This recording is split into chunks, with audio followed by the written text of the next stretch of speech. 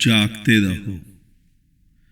एक व्यक्ति आया, उसने प्रश्न किया, बुद्धत्व कैसे पाया जा सकता है? उस सत्य की अवस्था को, उस परम अवस्था को जिसे कृष्ण ने पाया, बुद्ध ने पाया, महावीर ने पाया, उसे कैसे पाया जा सकता है? जब मैं इन बुद्धों की बात करता हूं ना, कृष्ण, बुद्ध, महावीर, तो इनकी पूजा करने की बात नहीं करता हूं मैं, केवल इनको देखने की बात करता हूं। क्योंकि पूजा करके कुछ भी तो नहीं हो सकता। अगर पूजा करके, इन बुद्धों की पूजा करके कुछ हो सकता होता तो हो गया होता। आज तक तुम में से किसी को तो हो गया होता। तुम स्वयं को देखो, तुम सभी, क्या तुम्हें हुआ? नहीं, पूजा से कुछ नहीं हो सकता। और एक मनुष्य दूसरे मनुष्य की पूजा करे, ये तो मनुष्य होने का अपमान हो गया। हां, एक मनुष्य उन महापुरुषों के तल तक पहुंच सकता है, ये उसका गौरव हो गया। ये मनुष्यता का गौरव है कि कोई भी उन महापुरुषों की मनुष्य तल तक पहुंच सकता है। संपूर्ण जाति के लिए वो गौरव की बात होती है। जब कृष्ण उस तल तक पहुंचे, बुद्ध पहुंचे, महावीर पहुंचे, तो तुम भी पहुंच सकते हो। तुमने पूछा बुद्धत्व कैसे पाया जा सकता है, इसी पर चर्चा हम कर रहे हैं। लेकिन बुद्धत्व पूजा करके नहीं पाया जा सकता। हां, तुम उस तल तक पहुंच सकते हो, आज नहीं तो कल, इस जन्म में नहीं तो अगले किसी जन्म में। जीवन कोई छोटा तो है नहीं, अनंत अनंत समय से तुम्हारा जीवन धड़क रहा है। पहले किसी और देह में, आज किसी और देह में, भविष्य में भी होगा किसी और देह में। अनंत समय है और अनंत ही तुम्हारा जीवन। समय का मतलब घड़ी का समय नहीं, काल, अनंत काल है और अनंत तुम्हारा जीवन। एक ना एक दिन तो तुम भी उसी तल पर, उसी शांति पर, उसी बुद्धत्व की अवस्था को पा जाओगे जिसे बुद्ध, महावीर ने पाया, जिसे आज मैंने पाया है, कल तुम भी पा जाओगे। कुछ भी तो भेद नहीं है। मैं तुम्हें बार बार यही तो कहता हूं, मेरे और तुम में कुछ भी भेद नहीं है। जो मैं कल था वो तुम आज हो, और जो मैं आज हूं वो तुम कल हो जाओगे। तुम सभी तो बुद्धों का स्मरण करते ही उल्लास से भर जाते हो। किसी भी बुद्ध को याद करो, मन में एक रोमांच आ जाता है। क्यों, कभी सोचा? नहीं, वो केवल इसलिए कि तुम्हारे भीतर भी जो बुद्धत्व की संभावना छिपी है वो हिलोरे मारती है उस बुद्धत्व की पूर्णता तक पहुंचने को। बीज के भीतर जीवन छुपा होता है, तुम्हारे भीतर वो संभावनाएं छिपी हुई हैं बुद्धत्व की। बीज फूटना चाहता है ताकि पूरा पूरा वृक्ष हो। इसीलिए ही तुम बुद्धों की ओर आकर्षित होते हो। तुम भी फूटना चाहते हो, पूरे पूरे परमात्मा होना चाहते हो, अपनी उस पूर्णता को पाना चाहते हो। लेकिन ये संभव कैसे होगा? केवल बुद्धों के संग से, केवल बुद्धों को देखने मात्र से, या बुद्धों को सुनने मात्र से। बुद्धों की आरती पूजा करने से नहीं होगा संभव। हमने आरंभ किया था ना आज, बुद्धत्व कैसे पाया जाता है। मैंने कहा था पूजा कर कर नहीं, बुद्धों की पूजा कर कर नहीं। पता नहीं हम लोग बुद्धों की पूजा करते क्यों हैं, क्यों बुद्धों के नाम के मंदिर बनवा लेते हैं? लाखों मंदिर हमने बुद्धों के बनवा लिए, कृष्ण के बनवा लिए, भोली भाली जनता को मूर्ख बनाने को। लेकिन क्या उस स्तर पर पहुंच सके?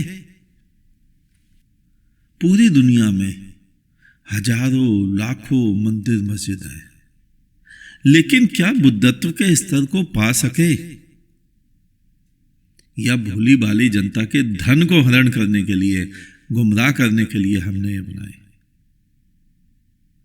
आज मैं तुम्हें केवल यही समझाना चाहूंगा कि तुम बुद्धों की पूजा मत करो, लेकिन बुद्धों जैसा बनने के स्तर को पाने की कोशिश करो। जैसा बुद्धों ने अपने भीतर बीज को बोया, उनका बीज जैसा फूटा पूरा पूरा वृक्ष बना, वैसा ही तुम्हारा बीज फूटे पूरा पूरा वृक्ष बने। तुम्हारा जो जो आचरण तुम्हें उन बुद्धों की ओर ले जाए, उसी आचरण को ग्रहण करो।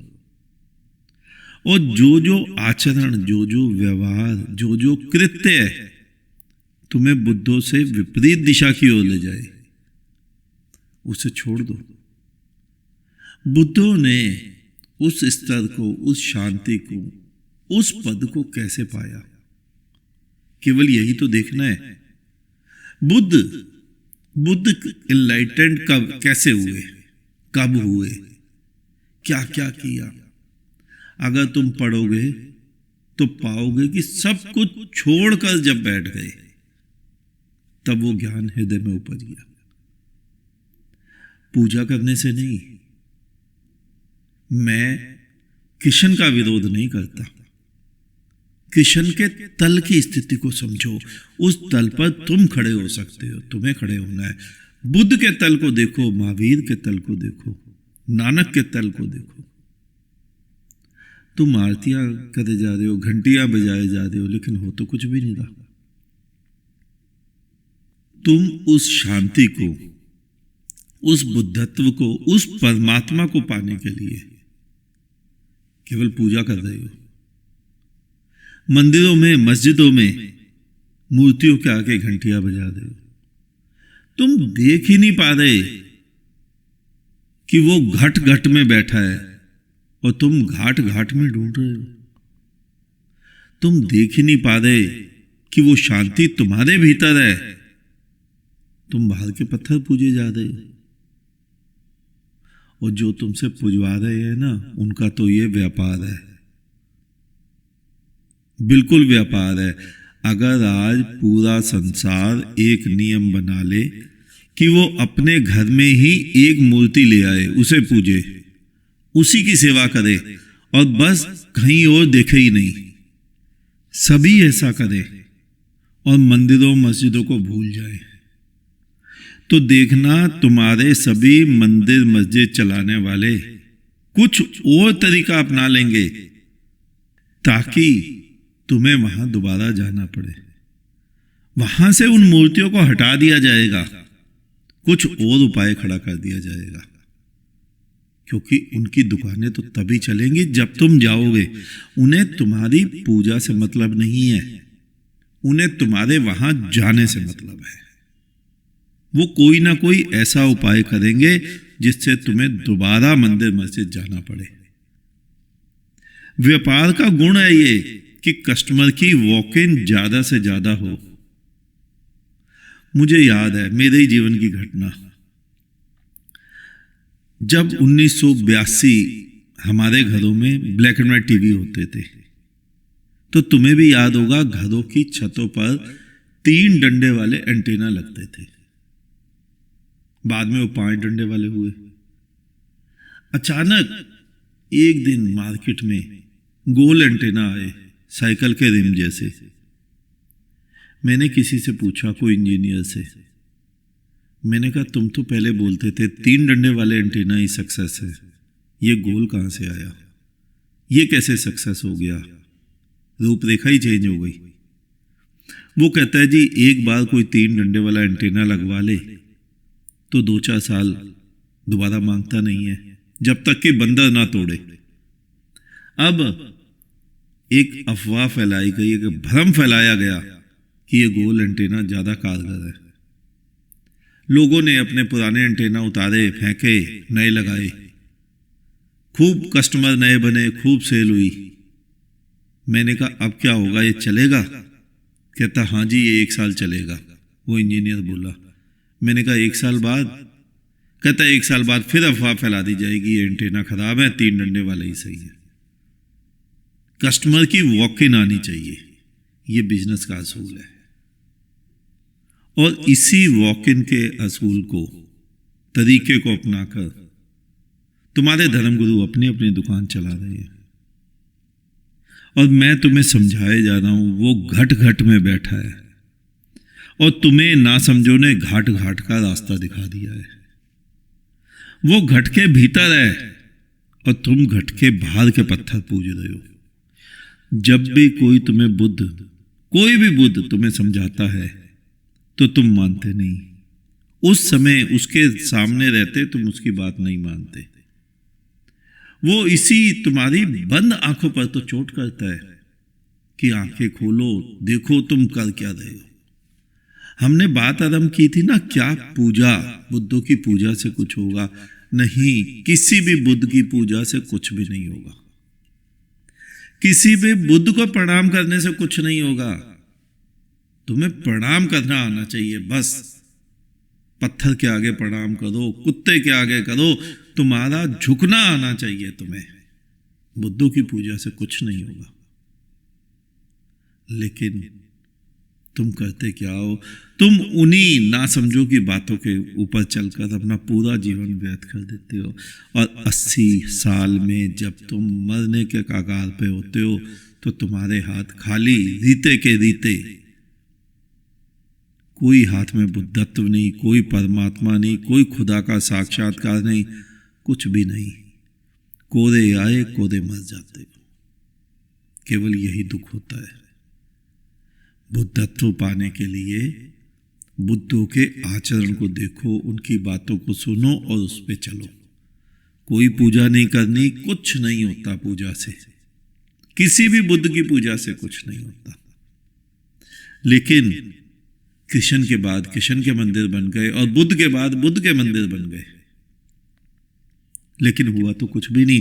कोई आदमी उस मंदिरों में पूजा करके कृष्ण के तल तक नहीं पहुंच पाया और कोई आदमी बुद्ध के मंदिरों में पूजा करके बुद्ध के तल तक नहीं पहुंच पाया। वो रास्ता कुछ और था। वो रास्ता बुद्ध ही समझा सकता है। वो रास्ता पंडित पुरोहित की बात नहीं है समझाना। जो व्यक्ति धर्म को पाना चाहता है, बुद्धत्व को पाना चाहता है, उसे बुद्ध को ही देखना चाहिए, बुद्ध को ही समझना चाहिए। किसी भी जिंदा बुद्ध को पकड़ ले और उसी अनुसार जीवन जिए। शायद 1 वर्ष भी नहीं लगेगा। वैसे तो 1 क्षण भी नहीं लगता। जहां तुम्हारी मैं गिरी वहीं तुम्हारा बुद्धत्व जन्म ले लेता है। लेकिन मैं ही तो नहीं गिरती। साधना, धन, पद, धर्म, जप, तप सभी की मैं है। और उस मैं, उस धन पद की मैं तुम कैसे बढ़ाते हो? तुम अपनी जितनी भी संपदाएं हैं स्वयं को बेचकर बढ़ाते हो। चाहे धन बढ़ाओ, चाहे कोठी बढ़ाओ, चाहे साधना बढ़ाओ, चाहे जप तप बढ़ाओ, स्वयं को बेचकर। धनपति क्या करता है? 50-60 वर्ष में 50-60 करोड़ का मालिक बन जाता है। और उससे जब मृत्यु के समय पर पूछो कि तुमने जीवन जिया, जो जीवन तुम्हें जीने के लिए मिला, तो उसके पास कोई उत्तर नहीं होता। तुमने क्या किया? कईयों ने अपना जीवन बेचकर धन इकट्ठा किया, कईयों ने अपने जीवन बेचकर जप तप इकट्ठा किया। अपने जीवन को, उस संपदा को, जो संपदा तुम्हें मिली, उसको तो बेच ही दिया तुमने। उसको तो कोड़ी दाम पे बेच दिया।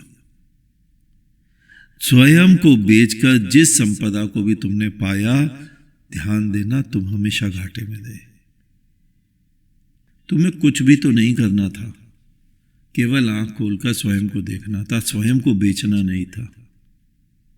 स्वयं को बेचकर जो भी वस्तु तुमने पाई, चाहे धन, चाहे पद, चाहे तुम्हारा तथाकथित भगवान, धर्म, साधना, कुछ भी मूर्ता पाई हो तुमने, सभी व्यर्थ है।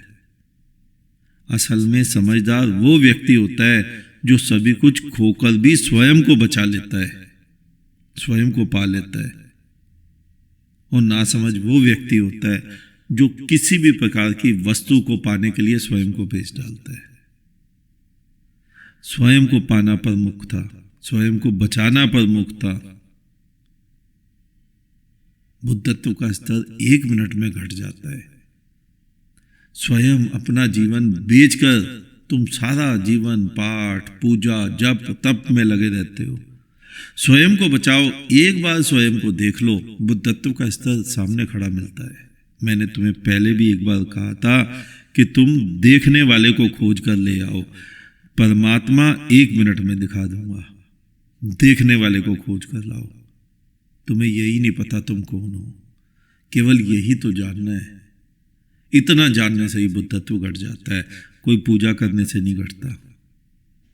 तुम स्वयं के जीवन को बेच बेच कर, स्वयं की आत्मा को बेच बेच कर टीकड़े इकट्ठे करते हो, चाहे धन के, चाहे पद के, चाहे साधना के, चाहे सिद्धि के, चाहे जप तप के। जीवन प्रमुख था, तुम प्रमुख थे। स्वर्ग प्रमुख नहीं था, मोक्ष प्रमुख नहीं था, परमात्मा भी प्रमुख नहीं है। पहले स्वयं को देखो, तुम प्रमुख हो। जिस दिन स्वयं को देख लोगे उस दिन बुद्धत्व घटेगा, उस दिन परमात्मा मिल जाएगा। स्वयं को देखो। आज प्रश्न था बुद्धत्व कैसे घटेगा, सत्य कैसे मिलेगा, वो परमात्मा कैसे मिलेगा।